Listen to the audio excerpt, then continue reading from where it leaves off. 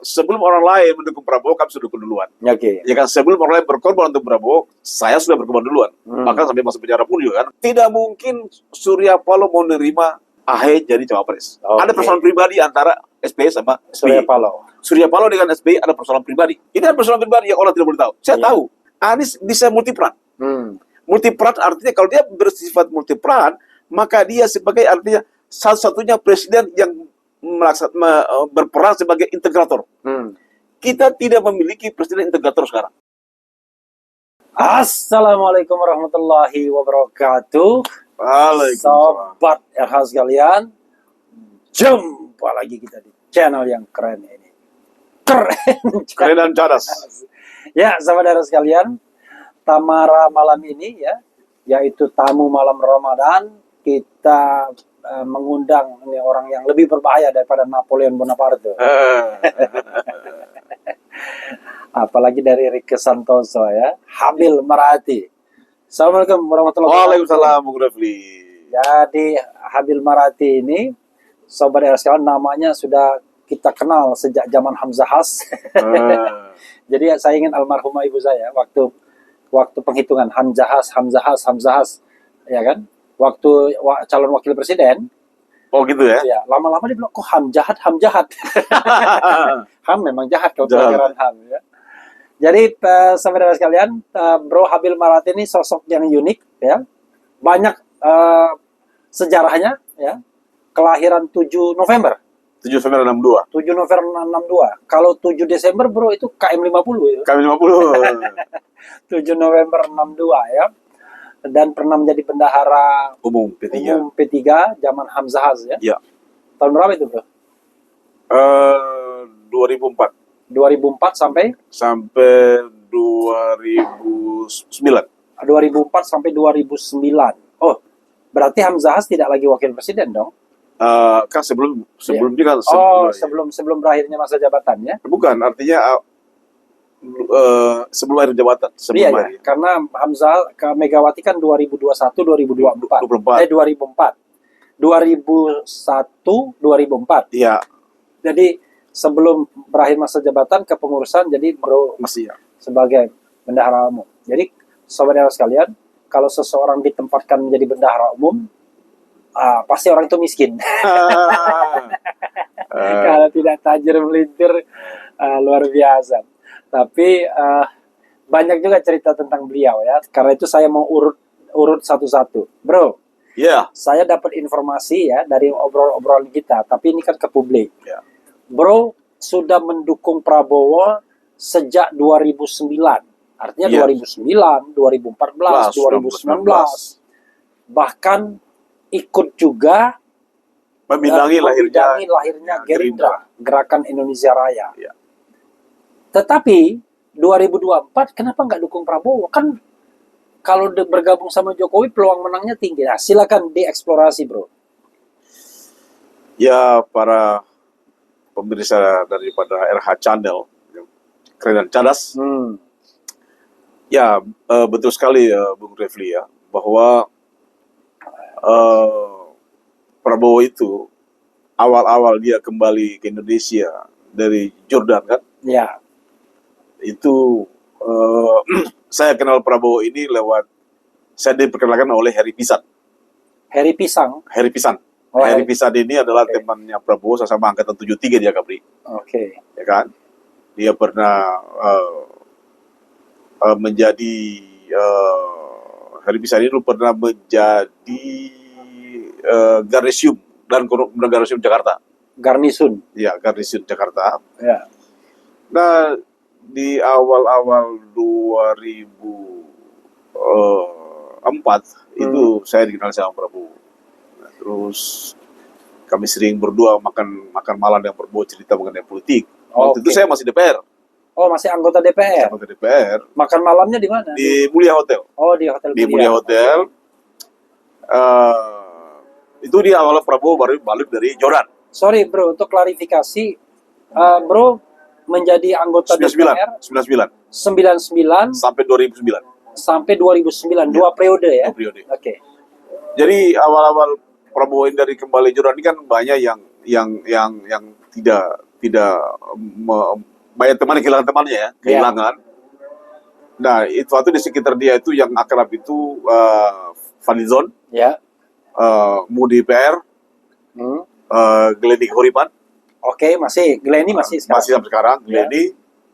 Ya, Bambang Kris almarhum. Oke. Agus Gembong, sebelumnya Agus Gembong juga itu. Agus Gembong aktivis? Bukan, Agus kebetulan dari Kopassus juga, keluar Kopassus juga. Tapi kan jarang di publik, tapi saya sama dia kirim makan di Mulia situ kan, makan di bawah situ. Jadi saya pernah bilang sama Mas Prabowo, saya bilang Prabowo harus jadi presiden. Itu belum ada, saya sudah bicara duluan. Itu saya bilang Mas Prabowo jadi presiden. Kenapa? Jadi kenapa dulu 2009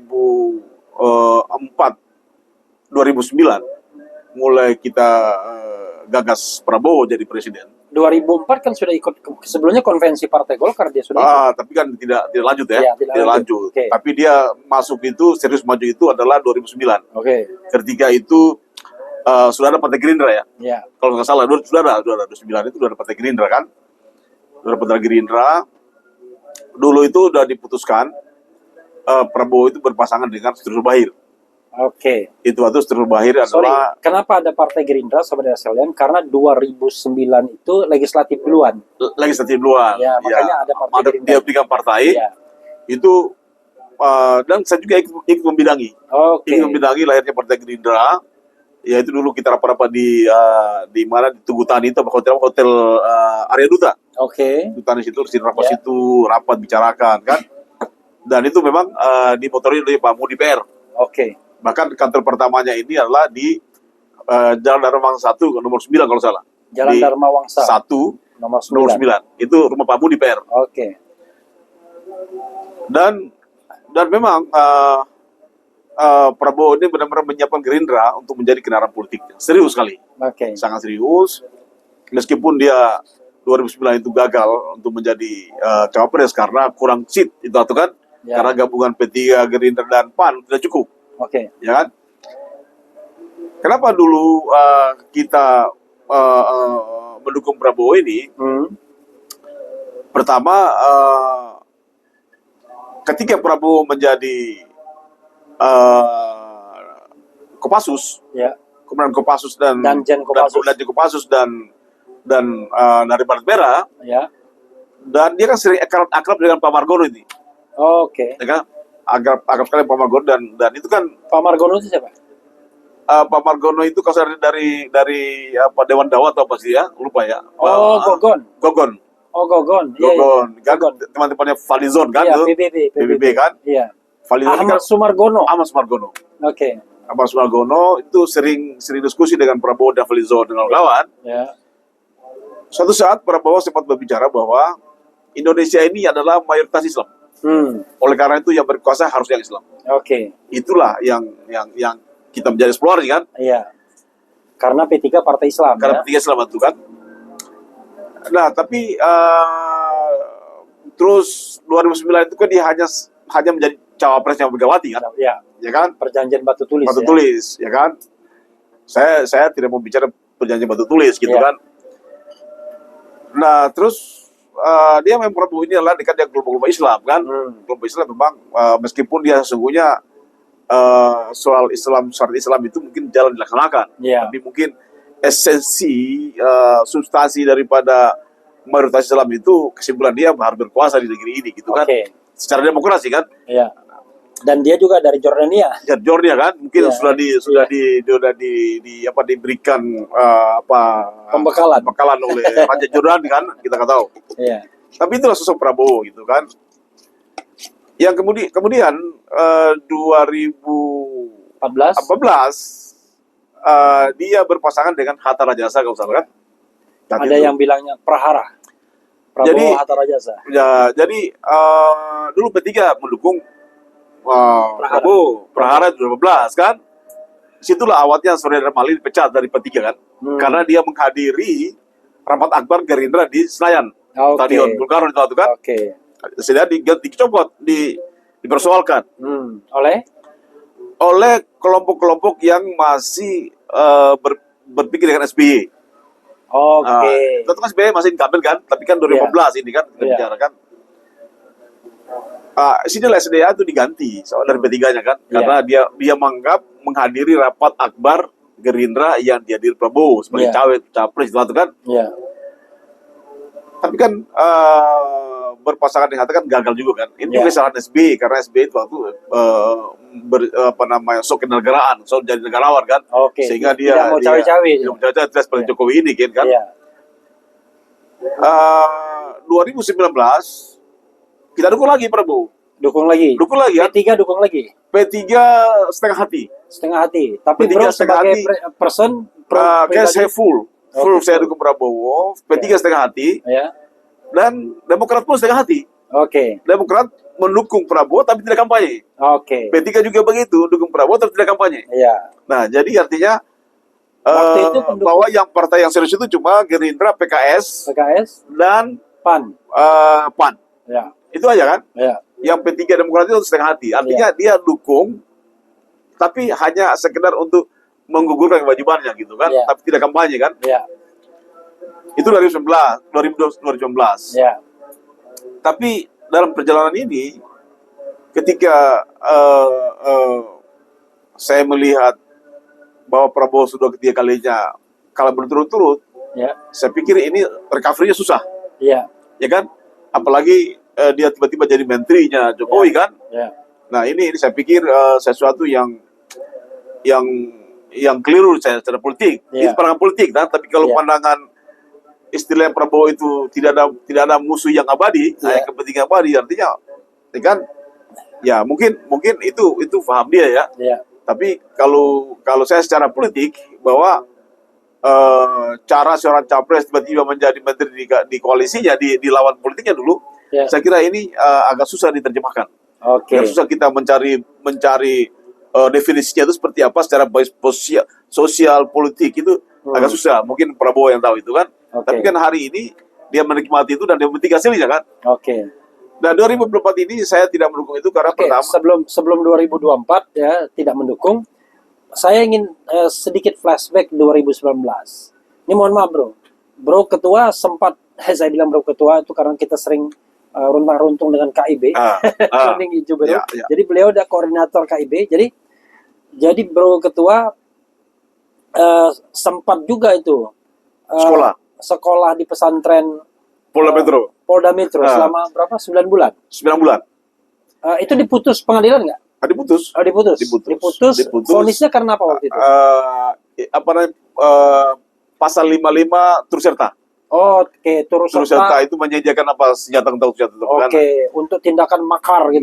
Bukan, artinya apa namanya itu? Kepemilikan senjata api gitu kan.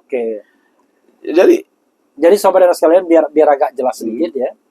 Beliau ini kena pasal turut serta menyediakan senjata api, dianggap donaturnya pada waktu itu yang menjerat Maijen Sunarko dan Kiflan Z dan Legend ya. Maijen Kiflan Z. Nah sekarang lucu, Maijen Kiflan Z di Prabowo tetap, sementara Maijen Sunarko mendukung Anies secara tidak langsung ya, karena dia telah termasuk kelompok-kelompok yang kritis. Dan Bro Habil kena getahnya dianggap menyediakan uang untuk membeli senjata. Dan akhirnya kena 9 bulan. Selama 9 bulan itu kan termasuk pendukung Prabowo.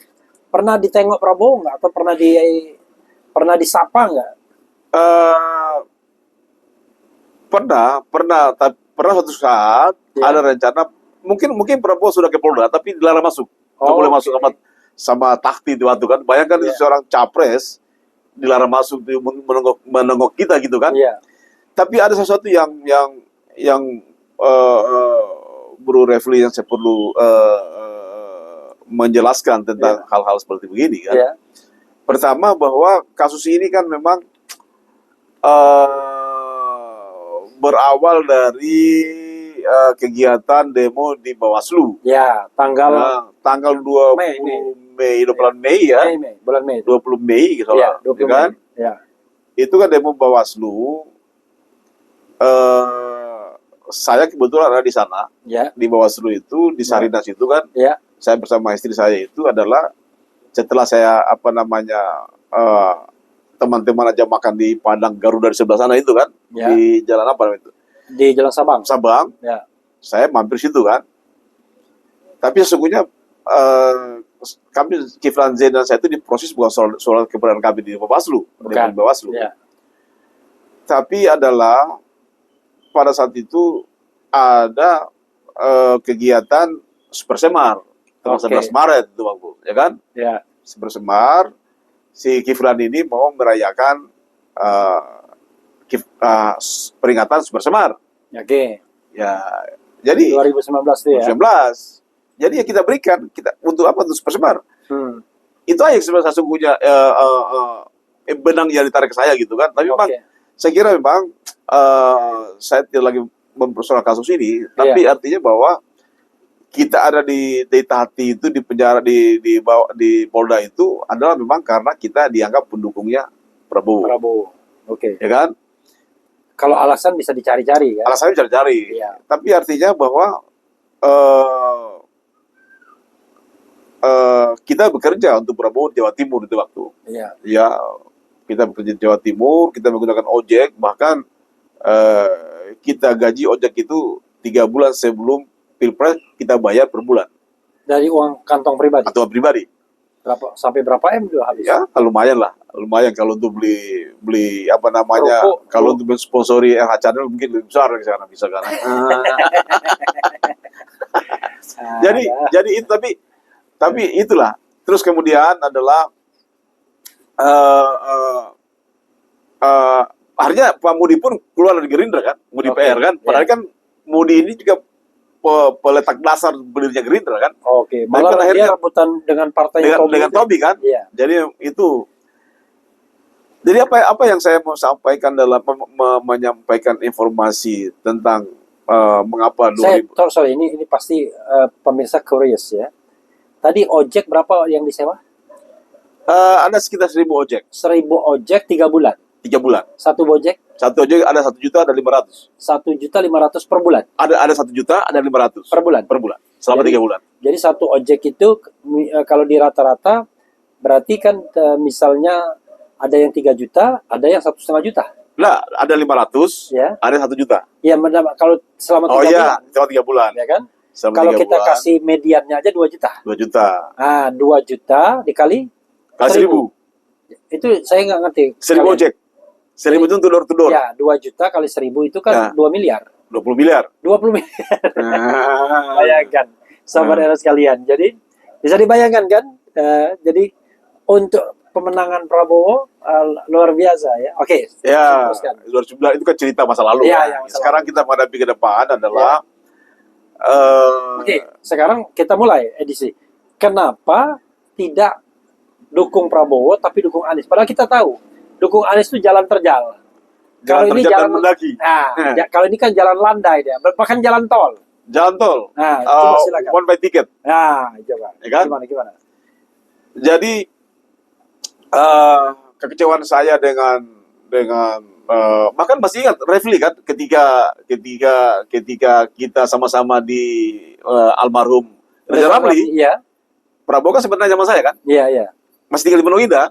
Iya. Karena memang rumah saya dulu tempat pertemuannya Prabowo dengan yang lain-lain. Oke. Rumah saya di Pondok Indah dulu dipakai untuk ketemu Prabowo, ketemu Aksa, macam-macam.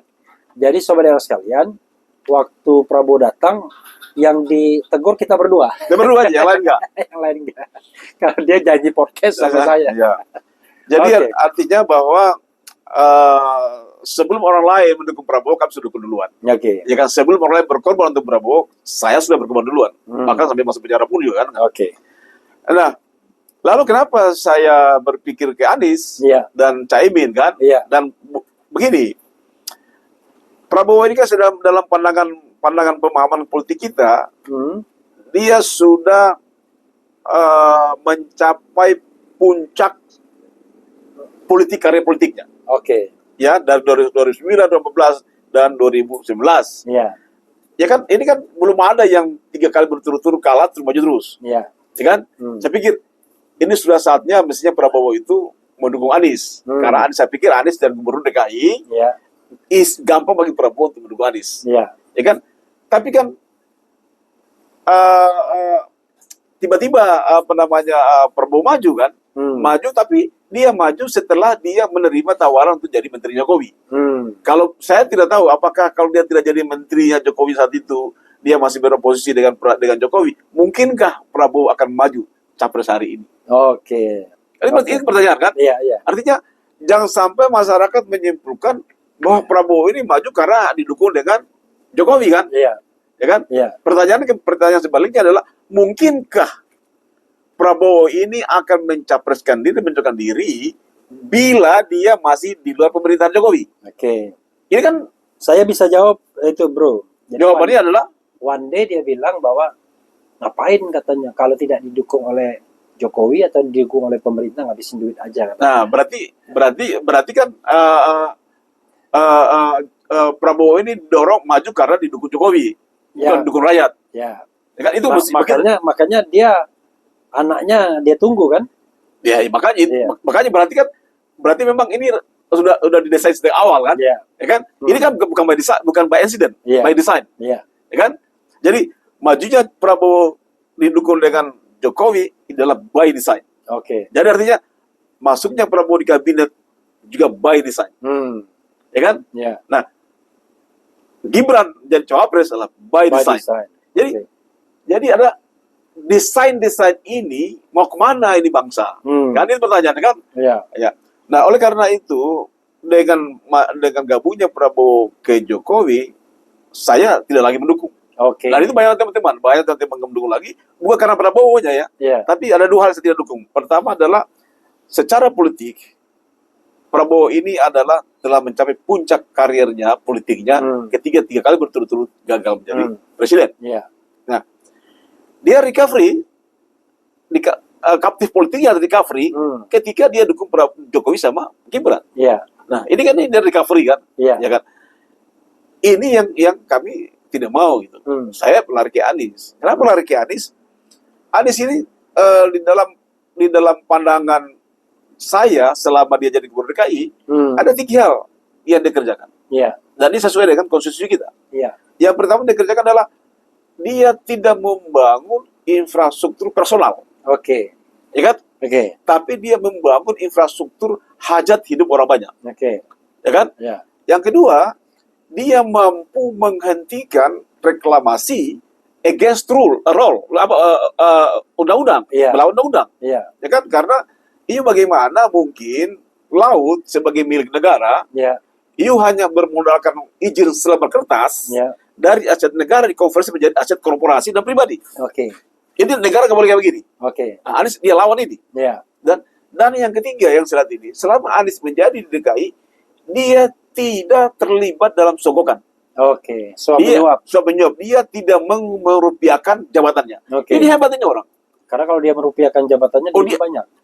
Dan mungkin sekarang punya kredit rumah yang udah lunas. Kan sampai dia mau lunas kredit rumahnya. Kan? Dan yang keempat adalah dia agamanya bagus, tetapi tidak eksklusif. Oke. Dia bangun gereja, dia bangun pura. Ini adalah apa yang dijanjikan oleh pembukaan Undang-Undang Dasar 45. Kan ini kan harus dilaksanakan. Nah, sayangnya kita tidak bersyukur. Bukan Prabowo juga tidak jelek. Ya kan? Tapi kan ada hal-hal yang akan di-carry over oleh Prabowo bila dia didukung dengan Jokowi.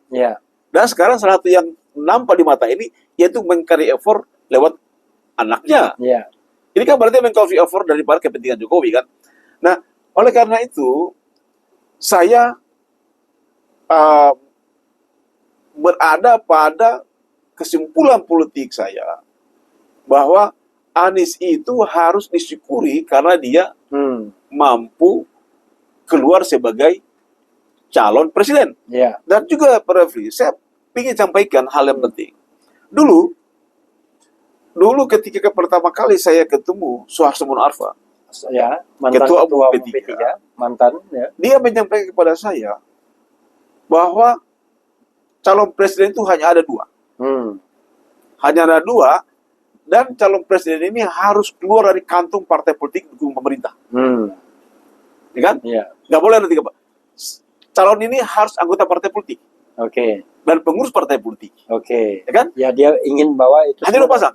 2 pasang dan dari istana semua. Dari istana semua, dari kantung Jokowi semua lah Ya, kan? sebenarnya Prabowo Ganjar. Nah, misalnya kan begitu kan? Iya.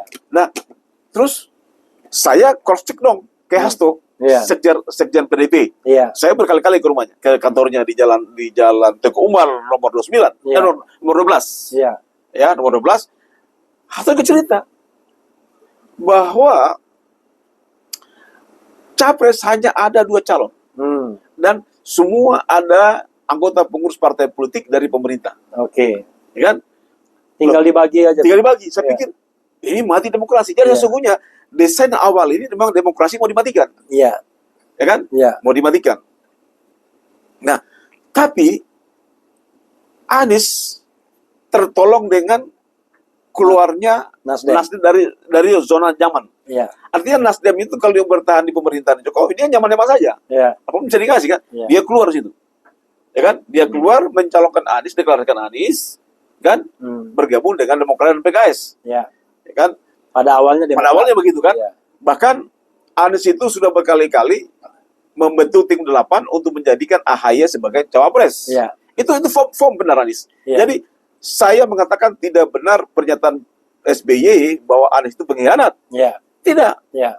Anies itu benar-benar form untuk menjadikan AHY sebagai cawapresnya. Iya. Itu Anies berkali-kali masuk tim 8. Tetapi ada hal yang tidak ditahu bahwa tidak mungkin Surya Paloh mau menerima AHY jadi cawapres. Ada persoalan pribadi antara SBY sama Surya Paloh. Surya Paloh dengan SBY ada persoalan pribadi. Ya. Ya kan? Ini ada persoalan pribadi yang orang tidak boleh tahu. Saya tahu. Apa? Ya saya nggak berani. saya tidak berani. Oke. Munculnya tahun berapa persoalan pribadinya itu? Tahun berapa? Persoalan 2004. Dimulai 2002. Ketika 2002. Oh, Ketika pertama kali SBY jadi presiden. Berapa itu? 2004. 2004. Iya. Ya situ awalnya situ. Jadi 2004. Setelah mengalahkan Megawati kan. Ya. Nah, disitulah awal 2024 itu ada persoalan pribadi. 2004. 2004. Ya. 2004 itu ada persoalan pribadi antara Surya Paloh sama SBY. Jadi saya menduga-duga ya. Karena begini. Pada waktu SBY terpilih, tiba-tiba saya dengar kan ada beberapa presenter Metro TV yang muda-muda macam-macam lah. Tiba-tiba wah blur ke sana semua. Kemana? Ke Cikeas semua. Dan bukan itu persoalannya. Bukan. Ini masalah pribadi. Bukan masalah partai politik. Bukan masalah partai politik Nasdem dengan Demokrat, tapi antara Surya Paloh pribadi dengan SBY pribadi. Bukan terkait dengan kekuasaan, bagi-bagi kekuasaan. Bukan. Oke. Bukan. Okay. Bukan pribadi. Ya. Oke. Ya kan? Nah, ini yang terjadi kan. Maka saya bilang tidak mungkin. Maka saya bilang sama Mas Sudirman Said waktu itu. Saya bilang tidak mungkin SP mau menerima AHY. Ya kan? AHY. Dan saya juga ketemu juga Rahmat Ali BTW, juga. by the way, SBY sama Surya Paloh tuh nggak pernah ketemu ya memang. Nggak pernah. Memang ada yang persoalan. ketemu itu kan cuma AHY doang. AHY nggak pernah. Ya. Jadi Ahmad Ali pun wakil ketua Nasdem itu memang tidak mau juga AHY. Ya kan?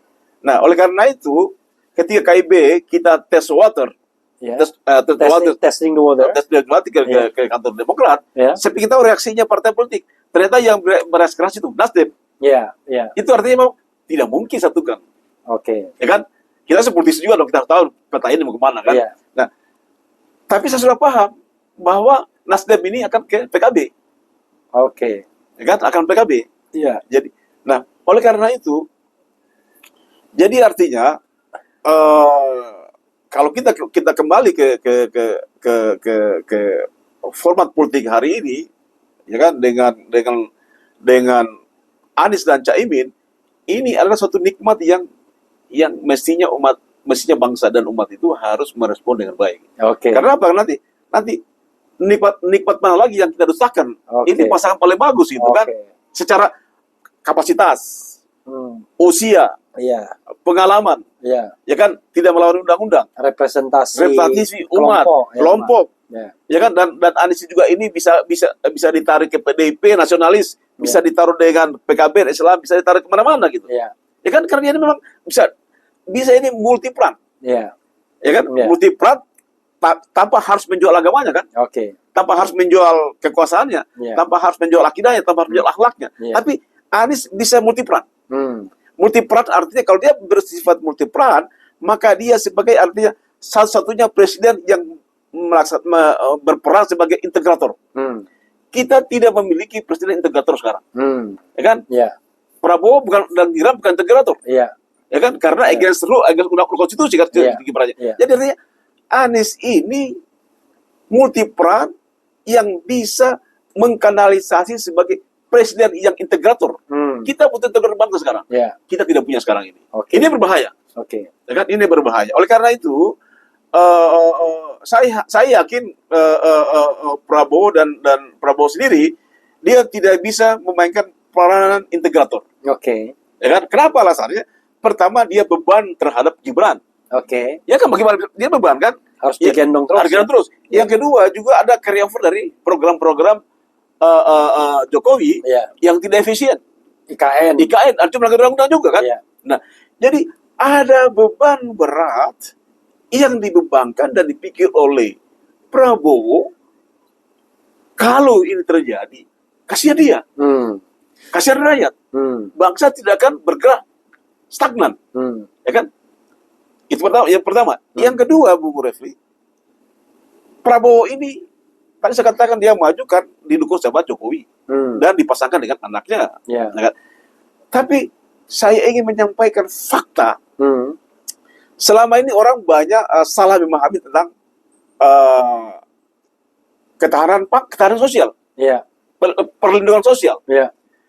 Ada anggaran, selama itu mengatakan bahwa seakan-akan anggaran 498,5 triliun itu semata-mata untuk sembako. Bung Refli kaget.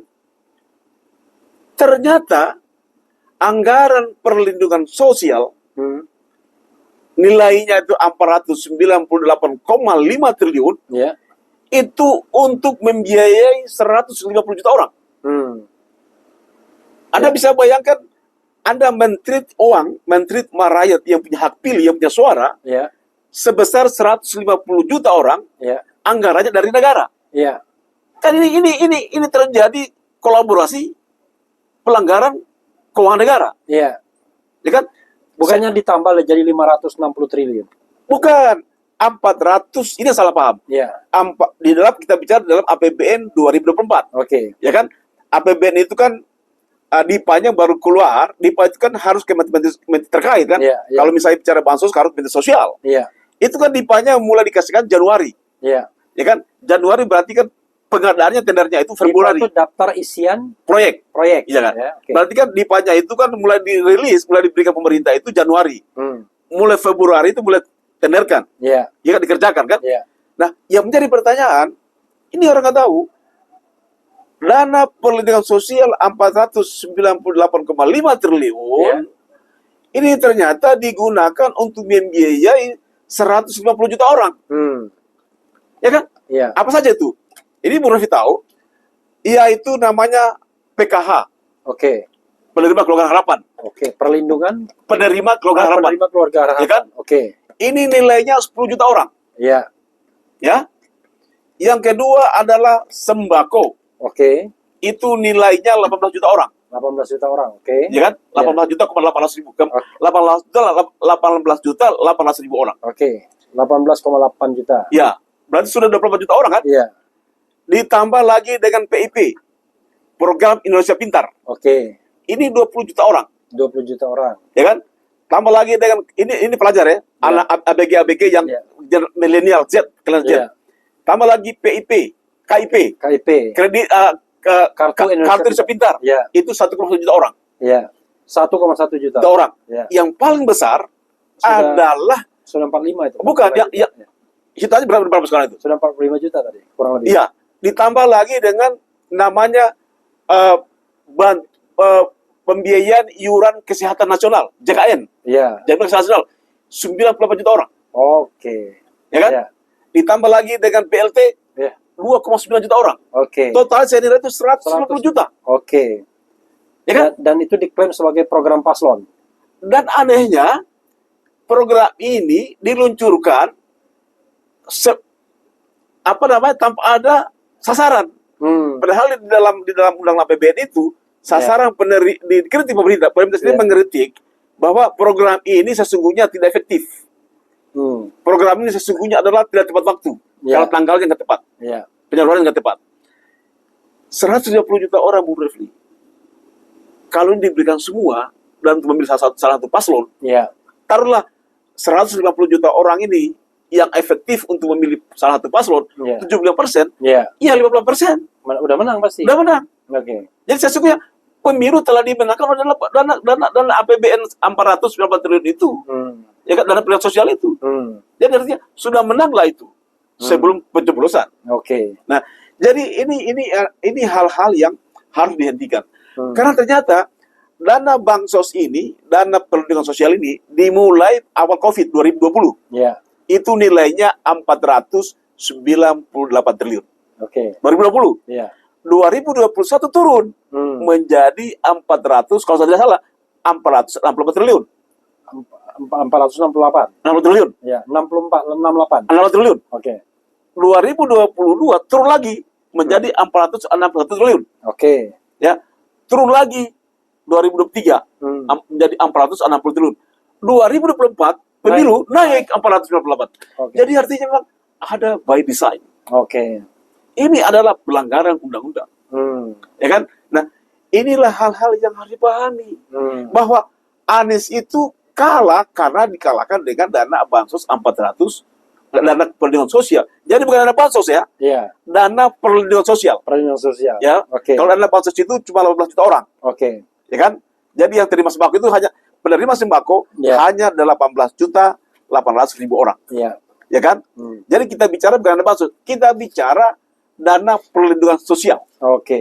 Ya kan? Itu nilainya 498 triliun, 5. Nah, ini yang digunakan. Ya. Jadi, you bisa bayangkan ada 3 instrumen yang dipakai. Instrumen keuangan negara untuk kepentingan pribadi. Ya kan? Instrumen lembaga negara. Dan instrumen cawe-cawe. Ya kan? Instrumen keuangan negara, instrumen lembaga negara, cawe-cawe. MK. Semua KPU semuanya. Dan cawe-cawe.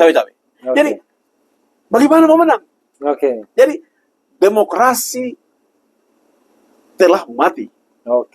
Kan? Jadi partai politik tidak mati juga.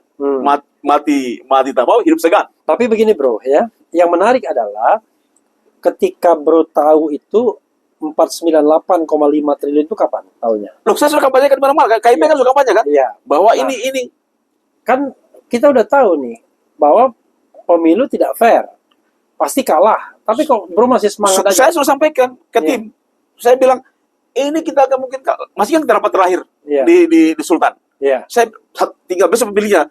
Saya bilang kita ini sama saja melegitimasi pemilu kan, Pilpres kan? Tapi coba jadi kita pertanyaan mereka. Jadi kita tidak pemilu. Pertanyaannya jawabannya bukan itu. Ya kan? Tapi jawabannya adalah harus menyurati KPU dan Bawaslu bahwa ini. Jadi memang kita terlena dengan masanya Anies begitu banyak. Tapi struktur dan infrastruktur hukum kita tidak pakai, kita tidak perhatikan itu. Jadi penciuman timnya Anies terhadap kebusukan pemilu tidak pernah dicium. Penciumannya kurang. Terlalu baik. Nah sekarang bro ya, kita tidak tahu nanti hasil pemilu karena ketika video ini diambil kan hasil pemilu belum diumumkan. Ya, let's say misalnya sesuai dengan skenario. Tapi gini, sebelum itu saya ingin against juga, mau challenge juga. Kan tadi bro mengatakan pra pencoblosan itu bisa dipastikan 02 sudah menang. Dengan bansos, dengan macam-macam itu. Artinya, tidak ada gunanya lagi melakukan penghitungan suara atau kecurangan-kecurangan, penggelembungan suara, dan lain sebagainya. Toh, menurut bro, itu udah pasti menang juga. Iya, jadi sekarang adalah fokusnya Anies ini, dan ini juga yang salah dipahami oleh tim 02, salah dipahami oleh ahli tata negara. Yang kita persoalkan bukan hasilnya. Kita ini bukan orang gila mau bawa di MK, selisihnya 24% dengan 50%. Kan tidak mungkin. Jadi 100.000 pun TPS yang diulang tidak akan mempengaruhi hasilnya, kan begitu? Karena TPS kan 800.000 lebih. Ya kan? Jadi kita bukan fokus kepada hasil pemilihnya, hasil suaranya, hasil suaranya, tapi adalah pelaksanaan proses pemilu sendiri adalah menyimpang dari hukum. Nah, maksud saya kalau kita bicara kecurangan kan tetap harus dikapitalisasi kecurangan yang terjadi sebelum pencoblosan.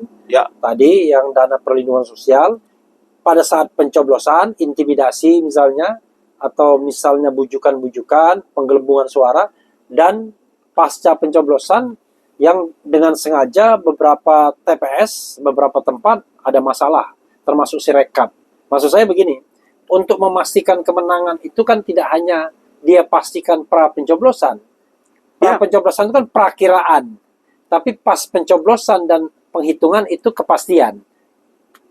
Tetap ada kecurangan di sana kan. Jadi begini, bro. Artinya kalau kita berbicara sudah by design, kita tidak bisa lagi berbicara kasuistis. Oke. Ya kan? Tapi kalau sudah by design, itu adalah sesuatu yang sudah pasti terjadi. Ya kan? Ini sama manusia kan? Jadi artinya kita ini kan bukan bodoh-bodoh amat berpolitik. Kita bukan anak kecil, Mas Anies. Memang anak kecil, Mas Anies. Memang kita anak kecil. Memang dia anak kecil, Mas Anies kan. Jadi artinya kita melihat 6 bulan terakhir. Itu surveinya 02 Prabowo Gibran itu.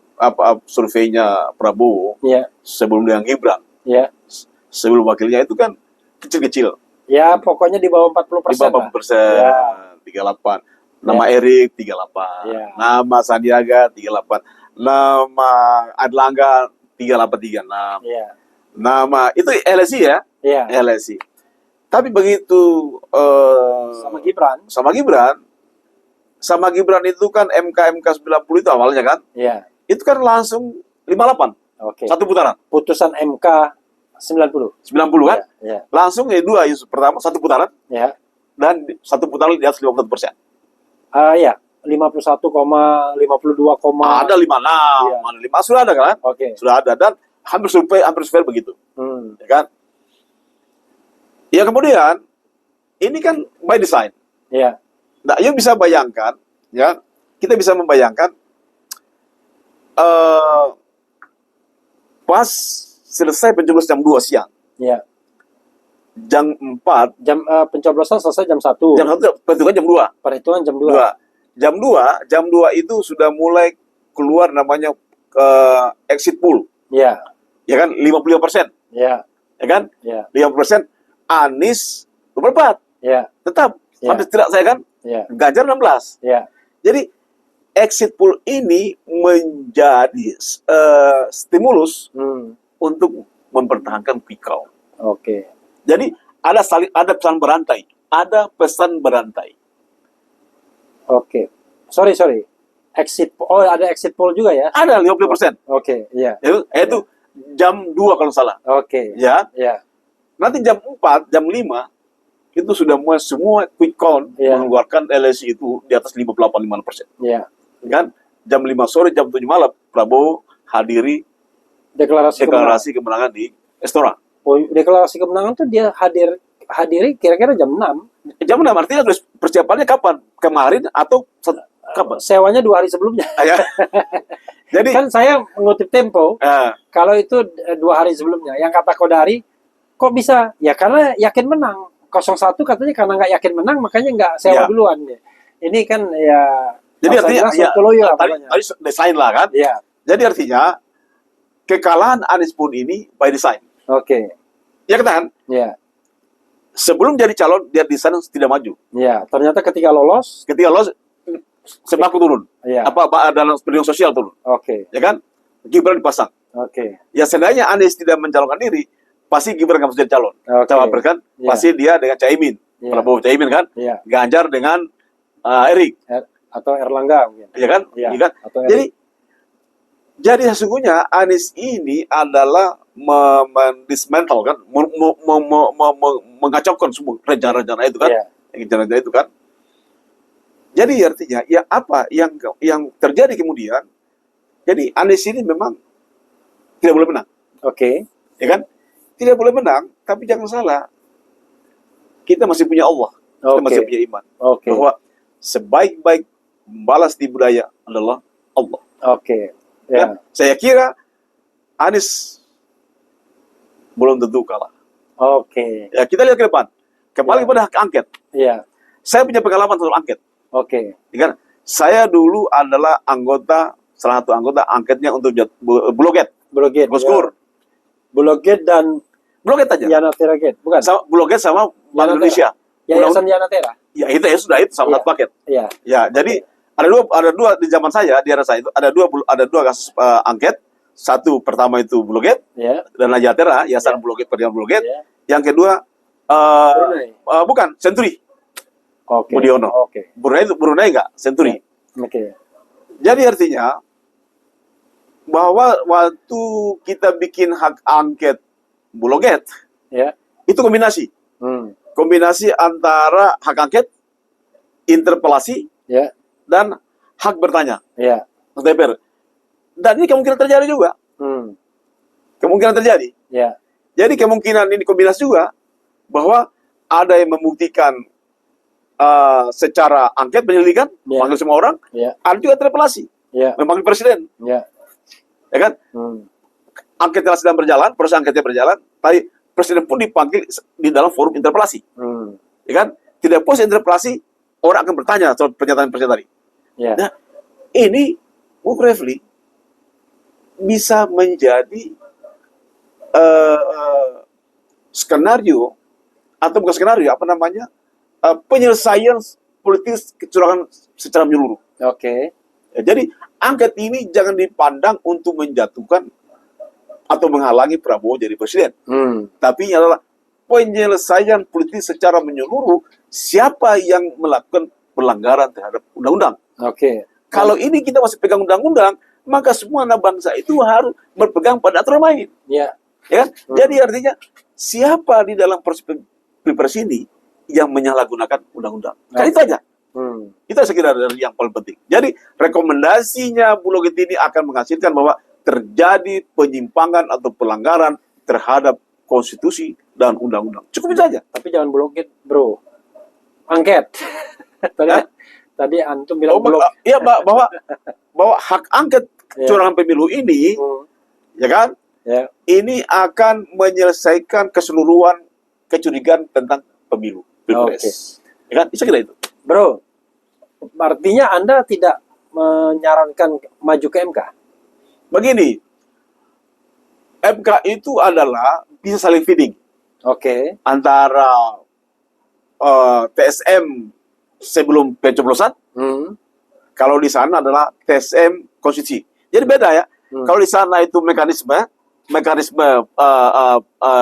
pencalonan, Ya. penerimaan calon, Ya. ya kan, penggunaan Undang-Undang Nomor 7 2017 Ya. dan PKPU, Hmm. proses penerimaan calon tentang pengujian apa namanya itu Hmm. MK 90. Ya. Kalau di sana adalah siapa yang menyuruh membuat MK 90 Di angket. diangket, Oke. ya kan? Ini akan dipanggil semua.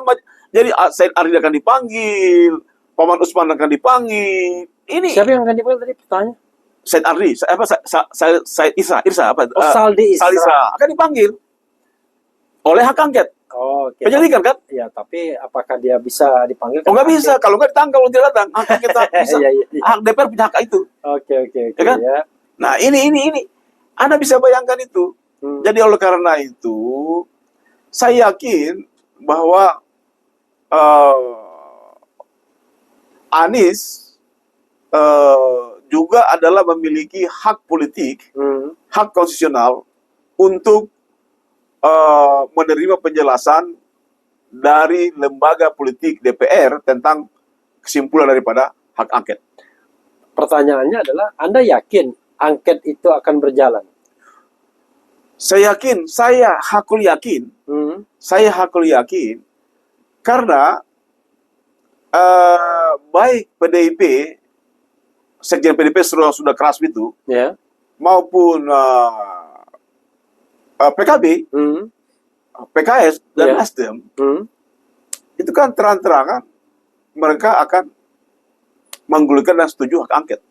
Ini untuk pemulihan, Bung Rafli, ya. Ini bukan untuk mengganjal siapa, tapi pemulihan secara totalitas agar undang-undang ini benar-benar berfungsi dengan baik. Anda yakin dengan aktor-aktor politiknya? Kalau kita jujur ya, bro ya, ini kan kubu 03 terutama marah ini kan bukan karena pengen membangun demokrasi atau karena Jokowi mengkhianati demokrasi, tapi kan terkesan karena Jokowi nggak dukung Ganjar. Itu pertama ya. Iya. Jadi ada sakit hati dari Bu Mega dan PDIP ini. Iya. Ada apa Jokowi sebagai kader PDIP tidak mendukung kader PDIP? Dan tidak mau mengikuti arahan ketua DPP PDIP, Megawati, yang sudah membesarkan dia kan? Begini, Bung Refli. Kalau kita perhatikan, Megawati ini benar-benar negarawan. Itu betul tidak bisa disaksikan itu. Tidak disangsikan ya. Tidak disangsikan dan tidak ada soal itu. Komitmen dia terhadap undang-undang dan konstitusi itu adalah the best. Kan dia benar-benar komit menjaga konstitusi. Pertama,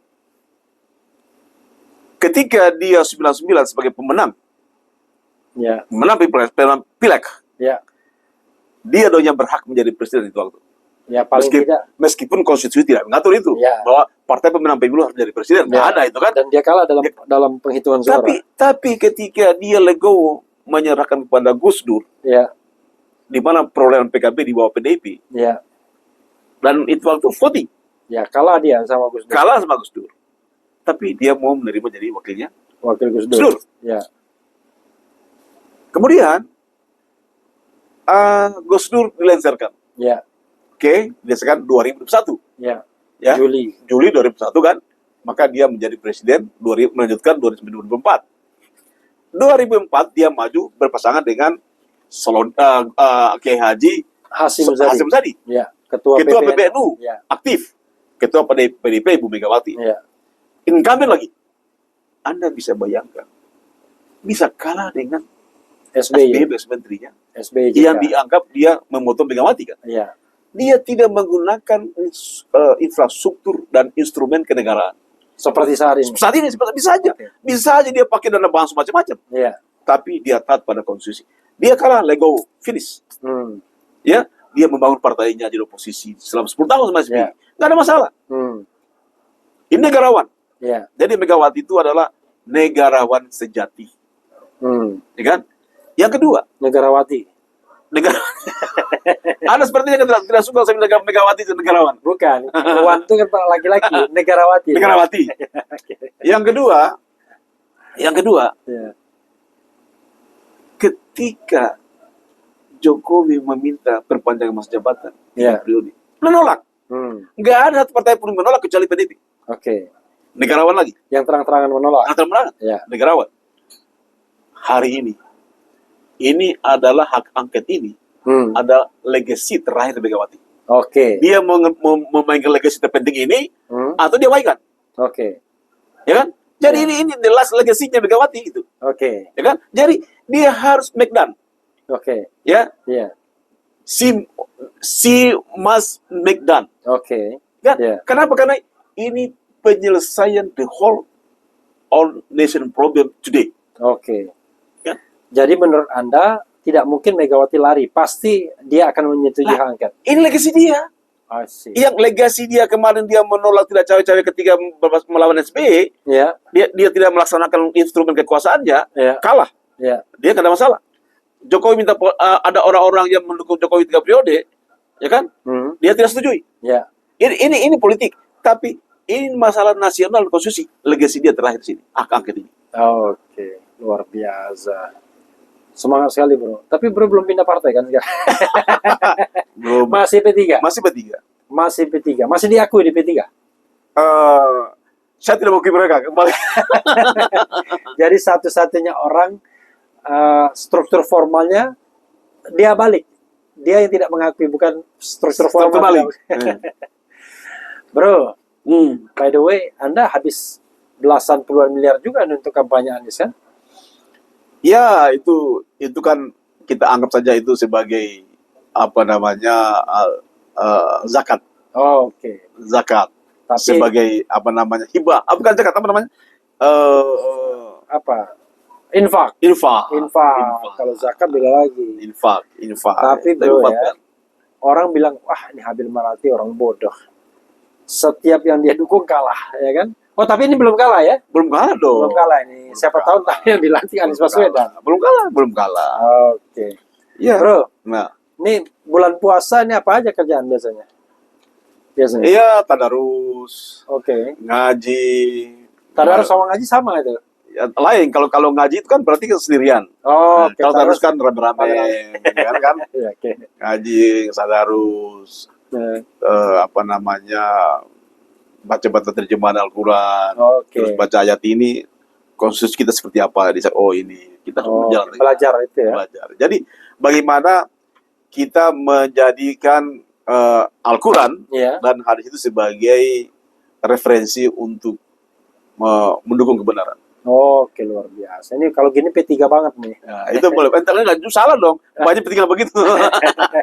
Tapi ngomong-ngomong, hari pertama sebelum puasa, bro pulang kampung ya? Ya cuma ke Muna ya? Muna apa? Munafikun. Muna di Sulawesi mana? Tenggara ya. Itu kampung halaman ya? Kampung halaman. Lahir di sana kampung halaman. Ada pesawatnya ada ya? Ada pesawat. Ada pesawat. Kata ada jok orang Muna. Jadi ketika pesawat mendarat rusak pesawat itu. Ada. Jadi montirnya itu skor kepalanya. Baru perbaikan dari jaga balik. Jadi pesawat masih jalan dia perbaikin. Luar biasa ya. Luar biasa orang Muna. Jadi itu luar biasa. Jadi memang saya kira kita demokrasi kita harus kembali kepada kearifan lokal. Yaitu kita kembali kepada Undang-Undang 45 dan menggunakan sila keempat Pancasila. Musyawarah mufakat. Jadi presiden tidak usah dipilih langsung? Tidak usah, cukup MPR saja. Musyawarah mufakat. Luar biasa. Ini untuk menghindari musyawarah mufakat di antara para alim ulama kan? Bisa jadi. Antara orang-orang hebat. Lurus. Ya. Bukan di antara para penjahat. Bukan. Jadi kalau musyawarah di antara para penjahat nggak ada gunanya. Nggak ada gunanya. Musyawarah di antara sebanyak-banyakan duit juga. Nanti. Di antara ulama. Apakah ulama dari Katolik, dari Kristen, dari Hindu, dari Islam itu gabung tuh siapa? Ya kan gitu. Ya tapi itu memang perdebatan luar biasa ya.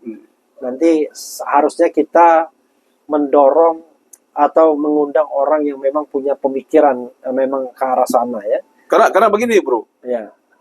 Kalau kita mengacu kepada Undang-Undang 45, itu Republik Indonesia tidak mengenal istilah daerah, tidak mengenal istilah perwakilan daerah. Tapi dia adalah utusan daerah dan negara persatuan. Negara persatuan. Jadi artinya bahwa daerah itu tidak lagi dilebur menjadi negara kesatuan, kedaulatan rakyat kan? Nah, dengan undang-undang amandemen ini, kedaulatan rakyat itu hilang. Yang ada kedaulatan partai politik. Ini berat ini urusannya ya, ini urusan ahli hukum tata negara, tapi oke lah ya. Jadi bro, tapi kegiatan bisnis jalan terus kan? Insya Allah jalan terus. Maaf. Sebenarnya bro Habil ini investor apa eksekutor? Atau eksekutif? Kita investor aja lah. Investor ya? Investor kecil-kecilan. Investor kecil-kecilan, kalau buang-buang duit untuk pemilu ya 20 miliar. Luar biasa ya. Bro, closing statement bro. Nah, sana bro. Selesaikan dulu minumnya. Closing statement. Ya. Itu bro ya. Pertama, saya menghimbau kepada seluruh tim pendukung 1 dan 2 dan 3, ya kan, hak angket ini jangan dipahami sebagai untuk menggagalkan kemenangannya Prabowo. Dan, ya kan? Tapi adalah hak angket ini semata-mata mencari kebenaran apakah betul-betul nyata-nyata telah terjadi pelanggaran konstitusi dalam proses Pilpres dan Pileg 2004. Dan yang ketiga, bahwa saya juga minta dengan hormat kepada Ibu Megawati bahwa legasi Anda terbesar adalah menggulirkan hak angket sampai tuntas setuntasnya. Terima kasih. Oke, luar biasa saudara sekalian ya. Sebelumnya kita sudah sering bertemu dalam kampanye-kampanye KIB. Kebetulan saya walaupun bukan anggota Golkar, bukan anggota P3, bukan anggota PAN, tapi sering diajak untuk ikut kampanye oleh KIB. Dan kita belum pernah cerita semendalam ini ya. Baru pertama malam ini ya. Baru pertama di bawah langit yang cerah. Cerah ya. Ada bintang nggak? Ada bintang, ada bintang. Karena bintangnya lagi mau angket. Oke, bintangnya mau angket ya. Dan bintangnya sudah diganti dengan gambar Ka'bah. Ya, saudara sekalian. Wassalamualaikum warahmatullahi wabarakatuh. Waalaikumsalam. Mantap.